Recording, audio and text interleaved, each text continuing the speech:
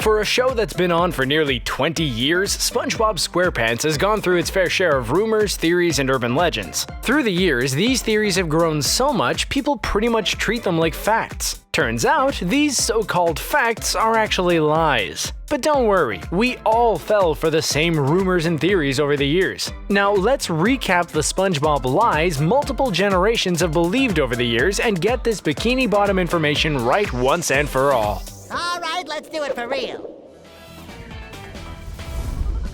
Over the years, SpongeBob Squarepants has gone through a lot of changes. One of the biggest changes SpongeBob has gone through would be his own maturity. And it has only seemingly gone in the opposite direction. After 3 seasons of a pretty smart and capable Sponge, he completely changed. SpongeBob got more childish, goofed around more, and wasn't as insightful as he used to be. Many people pinpoint the first SpongeBob Squarepants movie as the turn for SpongeBob, and even led to a theory that SpongeBob died and was reborn again. So the SpongeBob after season 3 is a completely new SpongeBob. Well, turns out this theory is completely false. SpongeBob is the same old sponge living his life. The true changes came behind the scenes, when creator and executive producer Steven Hillenburg departed the show after season 3. Under the guidance of new showrunner Paul Tibbitt, SpongeBob made a lot of drastic character changes which led to his immaturity. In the continuity of the show, he was the same character and never died. I guess I ripped my pants again. The world of SpongeBob Squarepants takes place in Bikini Bottom. With talking fish, a walking sponge, and a lot of strange creatures, many people have wondered about the origins of the undersea world. Thanks to the name Bikini Bottom being based off the nuclear testing grounds known as Bikini Atoll, rumors and theories have built up for years that the creatures in Bikini Bottom were created from nuclear radiation. While the theory has some major points, there are too many holes in the plot to actually make it valid. The first plot hole has to do with the timeline of the show. The Bikini Atoll nuclear testing took place in the 1940s and 1950s, but there have been numerous SpongeBob Squarepants episodes which take place well before that time. One of the prime examples is the SpongeBob prehistoric episode Ugh, where we see the ancestors of SpongeBob, Patrick, and Squidward. The episode Dunces and Dragons went back to medieval times, long before Bikini Atoll existed. And then there's SpongeBob voice actor Tom Kenny, who also confirmed the characters were not formed due to nuclear testing. The show is simply a unique universe of animated characters living in their own underwater world.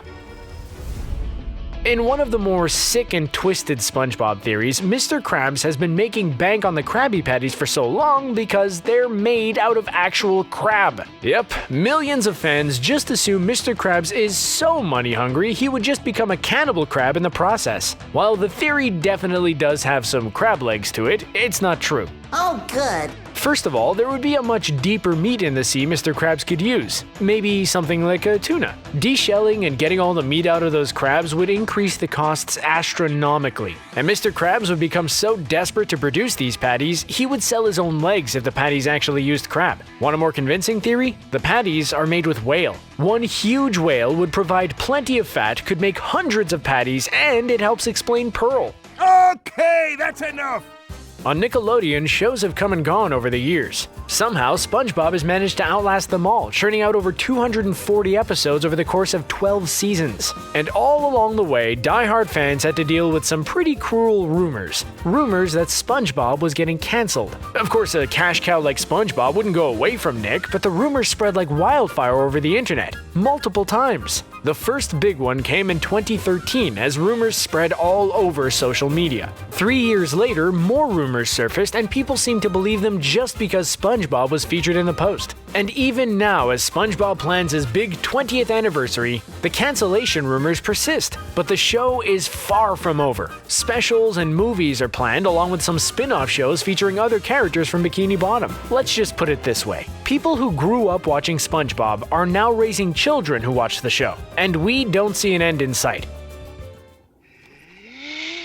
Squidward has one goal in life: become a master musician and achieve his goal using a clarinet. Of course, after so many episodes of seeing him try and struggle with the instrument, a number of theories have popped up because of it. One of the biggest involves his skills with the instrument. During the infamous Season 1 episode Bubble Stand, a bubble wraps around Squidward's house, raises it up, and then slams it to the ground. People point out that his clarinet playing got worse due to the traumatic fall, but this isn't entirely true. He's gotten better at the instrument during certain points and worse at others. The theories about him playing are almost all wrong. The way Squidward plays his clarinet is actually all about his mood. When he's happy, he plays beautifully, creating great music people can actually enjoy. When he's sad or upset, the music reflects this, and it's awful. Once you notice, you'll figure out that none of the other clarinet theories matter. It's all about the mood.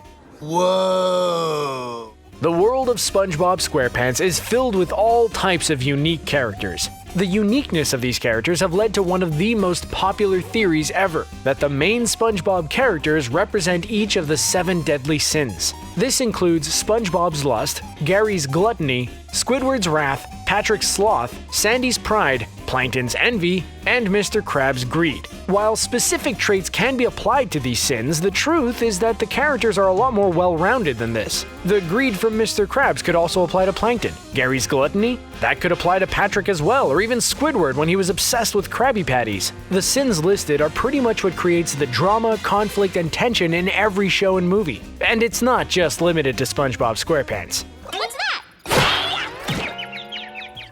When a controversial TV show hits the airwaves, there are a lot of rumors and stories to come from it. While SpongeBob SquarePants is a lot more tame than other shows like Beavis and Butthead, South Park, or The Simpsons, the show has had its fair share of negative publicity to try and take it off the air. One of the stories turned out to be completely false and changed many times through some type of digital game of telephone. The false story here is about a young SpongeBob fan who got lost at sea. A ton of fake news headlines claimed a young boy drifted out into the ocean and drowned while searching for Bikini Bottom. Or did he jump off of a cruise ship? Hop out of a yacht? If the facts seem sketchy, it's because they were. The story was completely fabricated and sent around the internet like a piece of 1995 AOL chainmail. The goal of spreading around a fake tragedy like that was a terrible attempt at dark humor, and tried to paint a negative light on the show even though it makes no sense anyway. The next time you see a story about a SpongeBob fan drowning, scroll down and check out the sources first.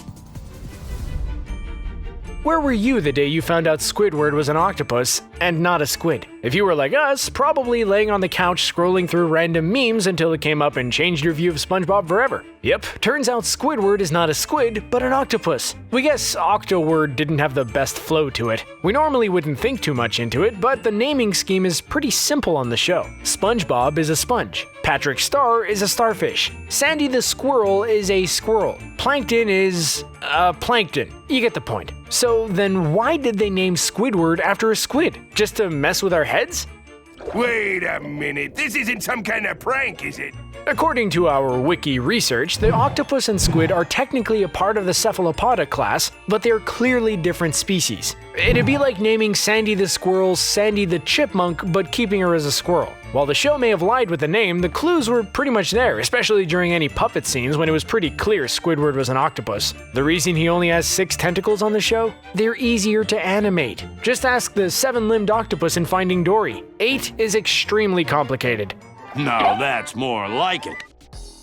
For years, people have been spreading the false rumor around that SpongeBob and his Bikini Bottom pals are all on drugs. The evidence points to some crazy personality traits more than anything, but we'll give you the deets so you can judge for yourself. SpongeBob is supposed to be on some type of hallucinogenic for his active imagination and the way he bounces off the walls. Squidward is supposed to be on some type of downer because he's always miserable. The on-edge Mr. Krabs has a little too much fun with the white powder, and Patrick is a stoner. Yes, drugs all have side effects, but these drugs would mainly increase the natural personalities the characters already have. If SpongeBob was doing so many drugs, he wouldn't have the cognitive ability to get Employee of the Month for so many years. Not every quirky or crazy cartoon character needs to be on drugs. It's the oldest animation theory in the book, and has grown a little tired.